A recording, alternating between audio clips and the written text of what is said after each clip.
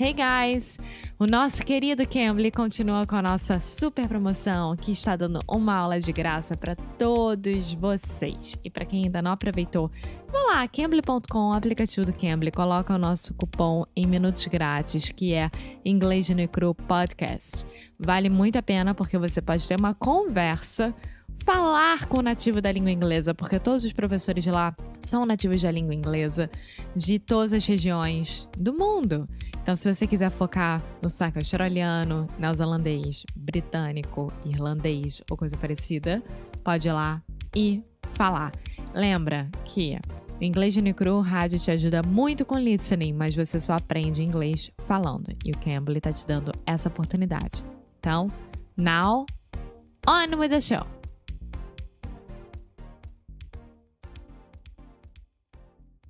Hello, hey sweet people, welcome to another episode of Inglês no Cru Rádio. My name is Foster. I'm here standing up, recording podcast, as my partner in crime is laying on the bed. Not actually laying. I'm sitting on the bed. Alexia, how are you doing? I'm doing pretty well. What about you? I am doing well. I cannot complain. Thank you. No, that's good. But there's a but. I imagine you will be able to complain in just a few minutes. Which is good that you are giving me a reason to complain this episode. Yeah. Okay, so let me explain a little bit. I recently arrived in Portugal. We are still in the middle of a global pandemic, so everyone is wearing masks everywhere. I think sometimes I speak pretty good Portuguese, but the Portuguese I speak is Brazilian Portuguese. Here, they speak some crazy language that I don't know what it is, and everyone's wearing masks, and I can't understand anything. And for that reason, it's given me a lot more motivation to improve my Portuguese and just to study languages in general. And there's a lot of suffering involved. So I kind of want you to also participate in that experience. Yeah. It's very weird because when I think about how I would behave in the United States if I was there with masks and trying to talk to people and etc., would be so hard as well. Yeah. Well, in a lot of the U.S., people don't wear masks, but that is for another day, another episode. So today, Alexia, I want to get back to the basics and focus on some of the fundamental sounds of English.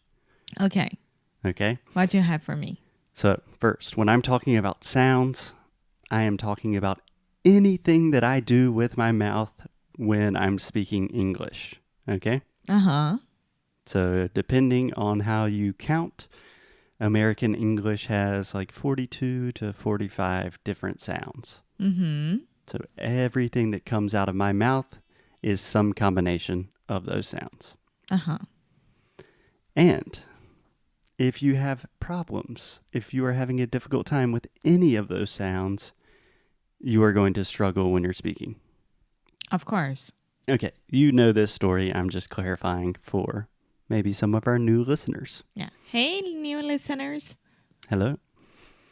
So today, Alexia, tell me about a part of your body that has been hurting recently.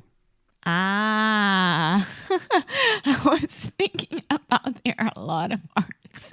Which one do you want? But yeah, meu pé. Yes. My right pé. Okay. So Alexia recently injured her foot, probably because we are walking so much with Buddy, our little puppy, and you're just putting in a lot of steps every day. And I have noticed that Alexia has quite a difficult time saying the word foot. Foot. There we go. Perfect. But I was saying foot. Yes. So, foot. Let's think about this. Let's try to deconstruct this word into its most basic sounds. So, foot. This has 3 sounds. Can you tell me the first one? Perfect. The first sound is the F sound, just like my name, Foster. F, f. Everyone with me now. F. That's the first sound. The second sound. Uh. Your first time was good. Almost. Okay. So let me do it first. So we have f, t, t, f, t, foot. T. Okay, that's pretty good. The sound we want to focus on today is the vowel in the middle. This is what we call the other U sound, and it's a really difficult sound. Okay? Okay. So let's just begin with some repetition. So try to repeat with me. Foot. Foot. Could. Could. Should. Should. Would. Would. Coulda, shoulda, woulda. Coulda, shoulda, woulda. Do you understand what that phrase means? I coulda, shoulda, woulda. I could, I should, I would. What? Yeah. Maybe I will do it. I love when Alexia says, yeah, I understand. And she just repeats. Coulda, shoulda, woulda. Coulda, shoulda, woulda is a phrase. What we are literally saying is could have, should have, would have. So when people are making a lot of excuses, we say, coulda, shoulda, woulda. Like, you could have done it, you should have done it, you would have done it, but you didn't. So Okay. coulda, shoulda, woulda. Coulda, shoulda, woulda. Nice. Okay. Cook. Cook. Took. Took. Look. Look. Look at the book. Look at the book. Okay. That's pretty good. Pretty good. How do you feel about the sound so far? I don't know. I know that I have difficulties with the sound, but I think it's more, I don't know when I make these mistakes because it's not every single word. Like good, I'm pretty good at saying good. Mm-hmm. Yeah. But foot for me was a little bit more complicated. Yeah. I think the most difficult thing about this sound is simply maintaining consistency.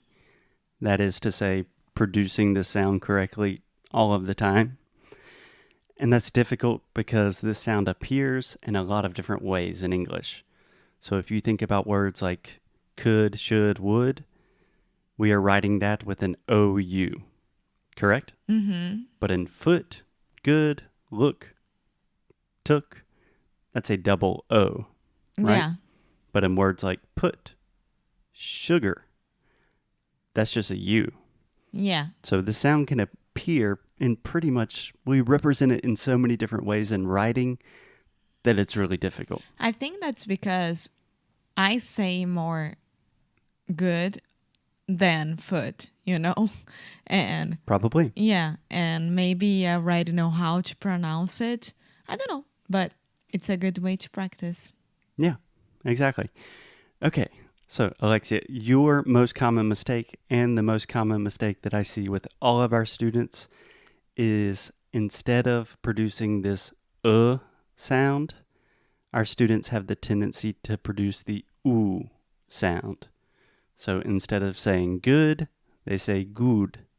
Or foot, they say foot. Or should, right? Right. So the difference between these two sounds, the this other U sound, it's a very deep sound in the back of your throat. So if you want, you can just put your hand on your throat and say It's not it's Yeah. Do you feel that? Uh-huh. Okay.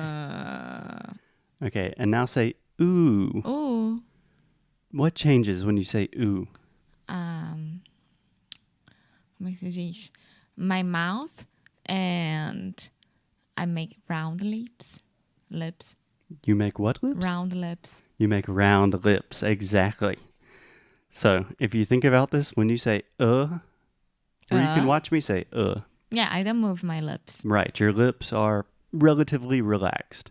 When you say ooh, it's like you are Just going... like French. Ooh. Yes, it's like you're going to kiss someone. Hopefully only me. Ooh, ooh, Yeah. Okay, so say this for me, Alexia. Could you cook something good? Could you cook something good? Good food. Good food. Okay, that's a good example. So good food. Good food. Say it 3 times fast. Good food. Good food. Good food. Good food. Okay, perfect. So we have good. This is the sound of the day. And then we have food, which is the ooh, right? Yeah. So a lot of times I hear our students say, I love Gucci Fuji. And I'm not saying that to make fun of our students. I am saying that to say, if you say Gucci Fuji, Americans are not going to understand you. Yeah. Yeah. Good food. Good food. What about the difference between soot, suit? Huh? Soot, suit. I have no idea what's the first one. Doesn't matter. Soot? Soot, suit. Yeah, it's the sound. One you're making round lips, the last one, and the first one you're not. Okay, repeat with me. Soot, suit. Soot, suit. I have no idea what I'm saying right now. Suit, like Suit is suit and tie. what you wear to a fancy person wears to an office. So, suit. Suit. Suit. Yes. Okay. Suit é terno. Suit. Yes. Okay. And then we have the word soot. Soot. Yes. Soot is not a very common word. But before I tell you the definition, I just want to stop and observe this moment very quickly.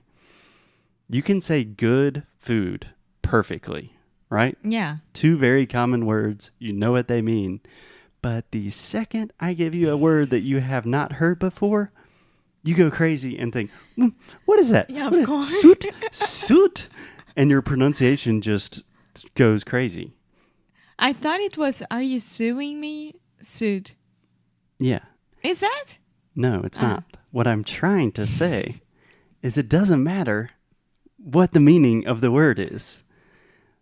What we're focusing on here is the pronunciation. Yes, teacher. So repeat with me one last time, Alexia. Soot, suit. Soot, suit. Soot, suit. Soot, suit. Yeah, so soot, not a very common word in English. But for example, if you have a fire, like in a fireplace, and then you have the ashes, as cinzas, and then when they're almost not ashes anymore, and it's just like, maybe if it gets on your clothes or your bed or something, it's like, this soot from the fire. Okay. Yeah. Soot. I just could not think of another word that had that sound perfectly with soot. Okay, Alexia, putting it all together now. We're almost done. Repeat with me. Shoulda, coulda, woulda. Shoulda, coulda, woulda. I would put sugar. I would put sugar on my coffee. Okay, in that case, I would say in my coffee. In my coffee. I would put sugar in my coffee. Yeah. I would put sugar in my coffee. Look at the book. Look at the book. Look at the book you took. Look at the book you took. Look at the good book you took. Look at the good book you took. Perfect. Could you cook something good? Could you cook something good? Could you cook some good food? Could you cook some good food? Soot. Soot.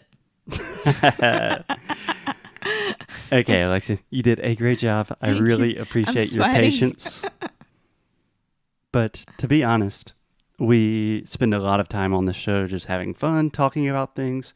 But the way you make big improvements in your English is doing the hard work of just feeling like a crazy person, feeling like, okay, I don't understand what Foster's saying. What is soot, suit? What is this? That's what you have to do sometimes. Yes. Okay, cool. Any questions? No, I am gonna practice soot. Soot. Soot. Okay. We should have ended 5 seconds before. Thank you, guys. We will see you tomorrow. As always, keep up the good fight. And lose well. Muito obrigada por ter escutado mais um episódio aqui do Inglês de Necrorádio. É muito bom ter você juntinho assim de nós. Faz muito, muito carinho no nosso coração, digamos assim. Então você que está interessado em saber mais sobre os nossos produtos e saber mais sobre a gente, o que a gente oferece para vocês em relação a estudo, a challenge, a curso, vá lá no inglêsdenecro.com e você pode ver mais sobre as worksheets, por exemplo. Yeah. If you want to really improve your English, if you want to learn more about the ways you can do that and just connect with us on a deeper level, go to inglesnocru.com. And as always, keep up the good fight. And lose well. See you guys tomorrow. Bye.